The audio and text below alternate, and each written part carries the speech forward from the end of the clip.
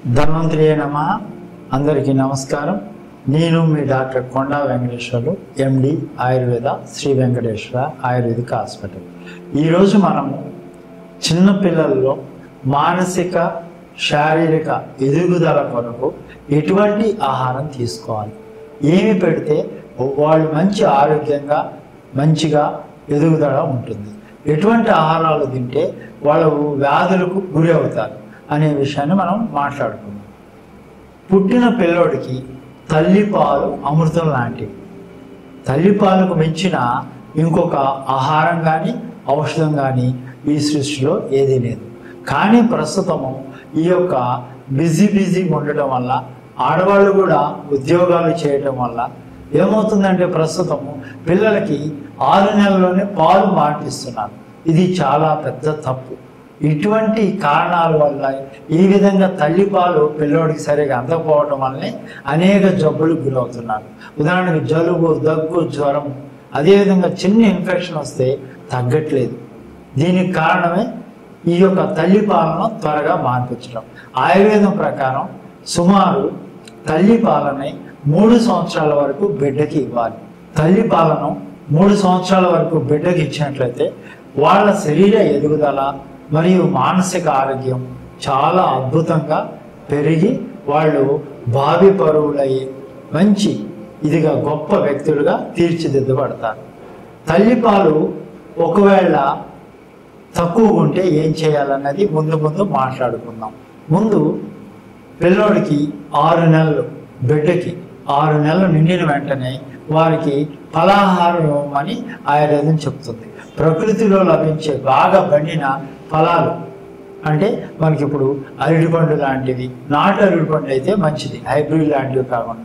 అదేవిధంగా యాపిల్ గుజ్జు తొక్క తీసేసింది, అదేవిధంగా సపోటాలు కానీ, లేకపోతే బొప్పాయి, పుచ్చకాయ, తర్బూజకాయ, జామకాయ, బాగా పండిన ఫలాలు మెత్తగా పేస్ట్ లాగా చేసి కొద్దిగా ఒకేసారి పెద్దవాళ్ళు తిన్నట్టు ఉదయం, మధ్యాహ్నం, సాయంత్రం ఈ విధంగా పెట్టవద్దు.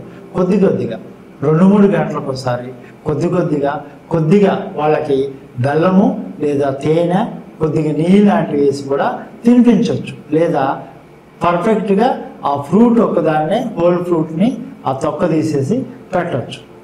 ఆ తర్వాత 6 నెలల తర్వాత సుమారు 1 సంవత్సరం వయసు వచ్చిన తర్వాత వాళ్ళకి పూర్వకాలంలో మన పెద్దవాడు గుజ్జిన బువ్వని తయారు చేసుకునేవాడు. అంటే బియ్యం వేయించి దాంతోపాటుగా పెసలు కొంత కలిపి ఇలాంటివి, లేదా కొన్ని చిరుధాన్యాలు ఇలాంటివి, కొంతమంది అయితే జీడిపప్పు, బాదం పప్పు ఇలాంటివి కూడా ఆవు నీళ్ళు వేయించి బాగా చిన్న ముక్కలుగా నౌకలాగా తయారు చేసి దాన్ని మెత్తగా ఉడికించి దాన్ని పిల్లలకి గుజ్జిన బువ్వ పేరుతో తినిపించేవాళ్ళు. ఇది కూడా మనం చూసినట్లయితే దీంట్లో అన్ని పోషక పదార్థాలు లభించే విధంగానే మన పెద్దవాళ్ళు లేదా ఆయుర్వేద శాస్త్రంలో చెప్పబడ్డాయి. ఇది రోజుకి 2-3 సార్లు పెట్టవచ్చు. కానీ తల్లిపాలు కంపల్సరీ ఇచ్చినట్లయితేనే అన్ని పోషక పదార్థాలు పిల్లోడికి అంది సక్రమంగా అభివృద్ధి చెందుతాడు. అదేవిధంగా పిల్లవాడికి నెయ్యి అనేది చాలా శ్రేష్టం. శరీరక ఎదుగుదలకి, ప్రోటీన్స్, అదేవిధంగా బ్రెయిన్ గ్రోత్కి, మంచి జ్ఞాపక శక్తి రావాలన్నా, మంచిగా ఆలోచించాలన్నా, మంచి మెంటల్ హెల్త్ ఉండాలన్నా ఆవు నెయ్యి లాంటివి చాలా ఉత్తమం. కాబట్టి పిల్లలకు వాడే ప్రతి దాంట్లో కూడా ఆవు నెయ్యిని యాడ్ చేసుకుంటే చాలా మంచిది. ఇక 1 సంవత్సరం తర్వాత నుంచి 5 సంవత్సరాల వరకు మెల్లమెల్లగా వాళ్ళకి పెట్టే పదార్థాల యొక్క క్వాంటిటీ మరియు క్వాలిటీ కూడా పెంచాలి.